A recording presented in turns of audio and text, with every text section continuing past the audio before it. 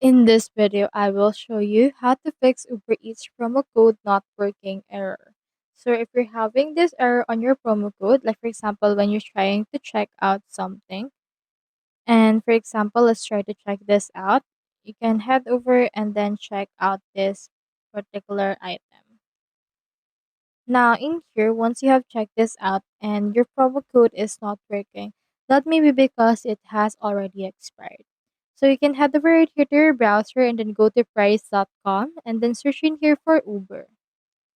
Once you have done that, you can see in here some updated Uber promo codes. Like we have in here this $1 cashbacks, and also we have in here this coupon cashback offer details and a lot more.